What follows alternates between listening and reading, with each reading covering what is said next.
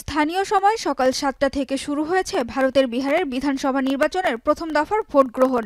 ১৮টি জেলার ১২১টি বিধানসভা আসনে ভোট গ্রহণ চলবে সন্ধ্যা ৬টা পর্যন্ত।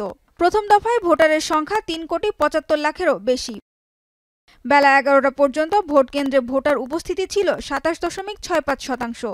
মুখ্যমন্ত্রী নীতিশ কুমার এবং তার উপমুখ্যমন্ত্রী সম্রাট চৌধুরী, আরজেডির লালু যাদব এবং তেজস্বী যাদব এবং এলজেপির চিরাগ পাসওয়ান সহ শীর্ষ নেতারা ভোট দিয়ে প্রত্যেকে নিজের জয়ের ব্যাপারে আশাবাদ ব্যক্ত করেন।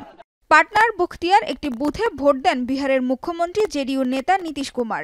ভোট দেওয়ার পর সামাজিক মাধ্যমে একটি পোস্ট করে ভোটারদের ভোটদানে উৎসাহিত করেন তিনি। ভোট গ্রহণ শুরুর পর প্রধানমন্ত্রী নরেন্দ্র মোদী সামাজিক মাধ্যম এক্সে বিহারের নির্বাচনে এনডিএ অভূতপূর্ব সংখ্যাগরিষ্ঠতা পাবে বলে আশা প্রকাশ করেন। ভোট দিয়েছেন মহাজোটবন্ধনের তেজস্বী যাদব। পাটনায় স্ত্রী রাজশ্রী যাদবের সঙ্গে ভোট দিলেন আরজেডি নেতা। ভোট দিয়ে বেরিয়ে লালু পুত্র জানান, মহাজোটবন্ধনের জয়ের বিষয়ে তিনি আশাবাদী।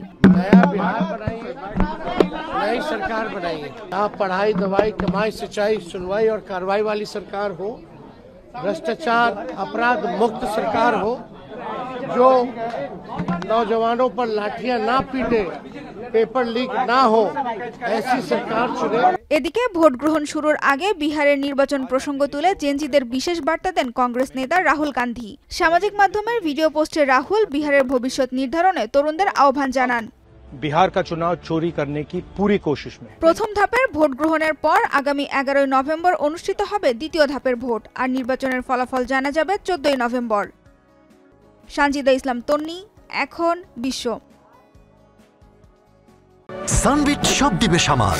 সানবিট ম্যাজিক প্রেস ডিশওয়াশিং এর মাথা ঘোরানো সলিউশন।